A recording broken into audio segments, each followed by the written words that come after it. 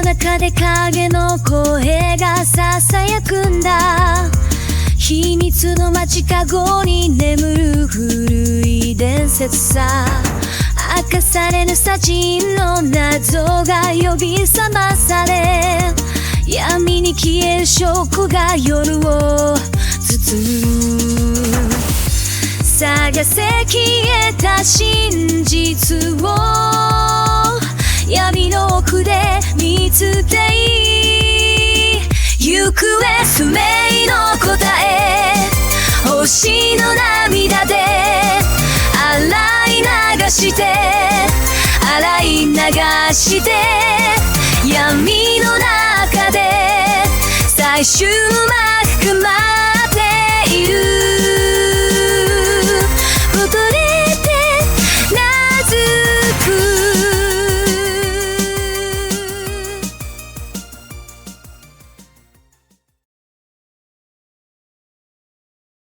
The city was cloaked in darkness as Katera lay in her bed, the quiet of the night only broken by the soft sobs escaping her lips.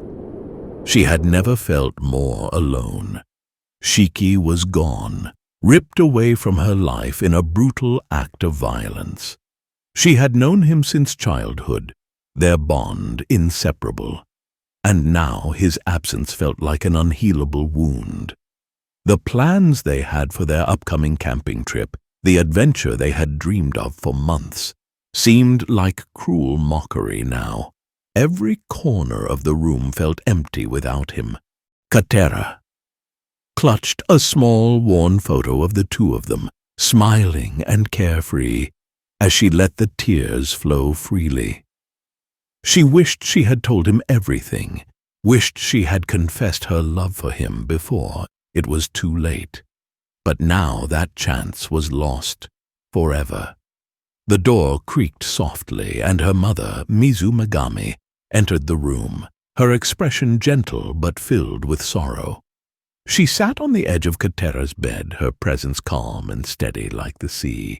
Katera, it's not your fault that Shiki died. None of this is your fault.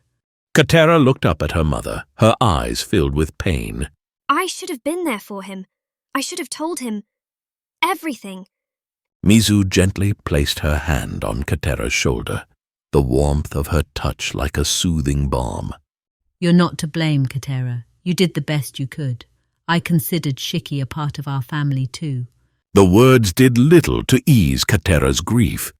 She wiped her eyes. Then, in a sudden burst of anger, the words she had kept hidden for so long spilled out.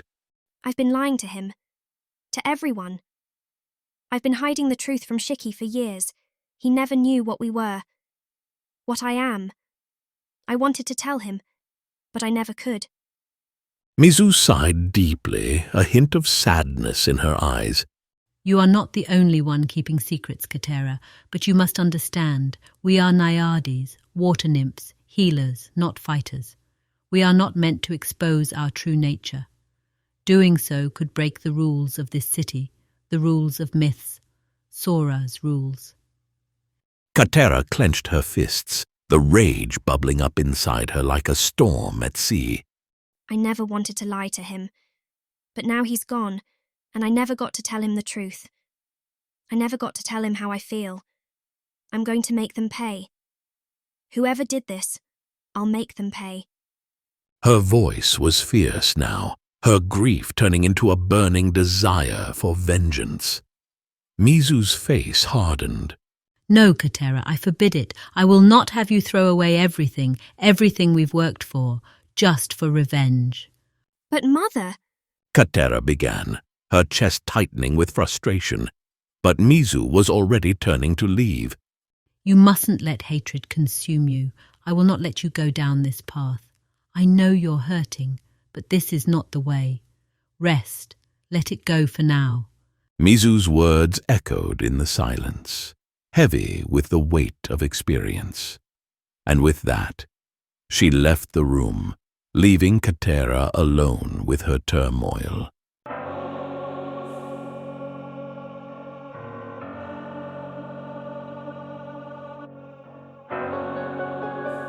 Meanwhile, across town, Sora sat at her desk, the morning light filtering in through the blinds of her office.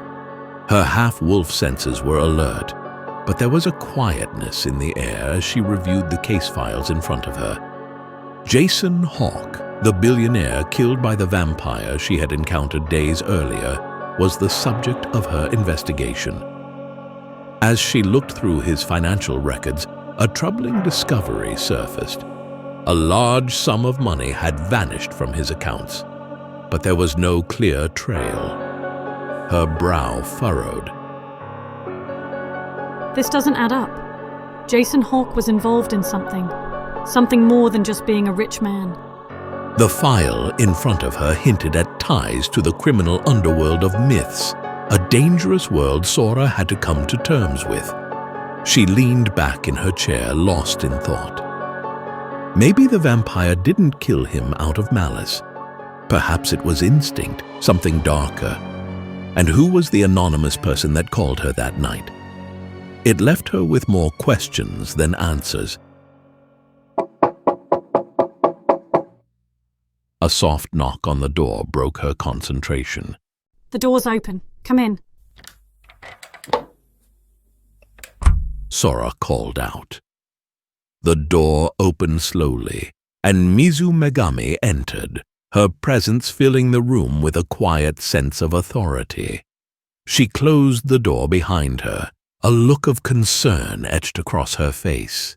Sora, I need your help. Sora gestured for her to take a seat. What's going on, Mizu? I need you to look into something. It's about a young man, Yuma. He was murdered a few days ago, found dead in the subway. His pockets were empty, and the police have written it off as a robbery gone wrong. But I don't believe that's the whole story. Yuma? An orphan. This statement said you were his guardian. Yes, I gave him an apartment and food. He was a good kid, but there's something more to his death. I need you to look into it. Sora raised an eyebrow, glancing over the police report. Sounds like a robbery gone wrong. Why would you want me to investigate this? Mizu hesitated, then took a deep breath. There's something about Shiki that not even my daughter Katera knows about him.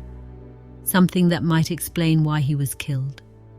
Only another myth would understand. That's why I came to you.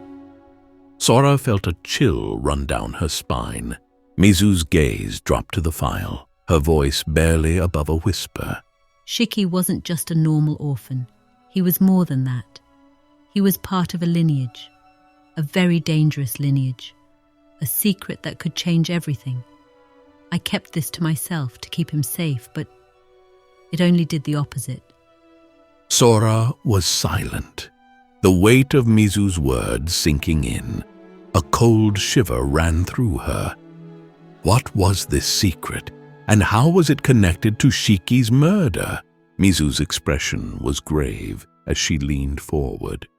Sora, I need you to find out who killed him and why. This is bigger than all of us. Mizu hands Sora a blank book, no markings, no cover.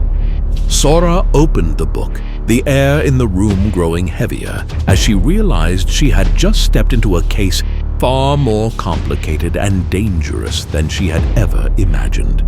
If all of this is true, then we're all in more danger than I thought. I'm going to need the help of your daughter, Katera. Take me to see her.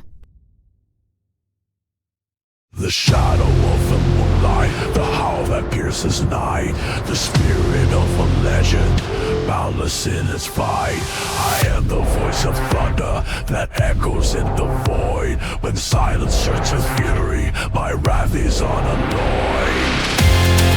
You can't break me, hear me out. In the darkness, I'm the proud. No wolf unleashed, no fear, no doubt. In the twilight, I scream out. Irrevocable, my spirit, rolling through the snow. With eyes that pierce the silence, in shadows I bestow.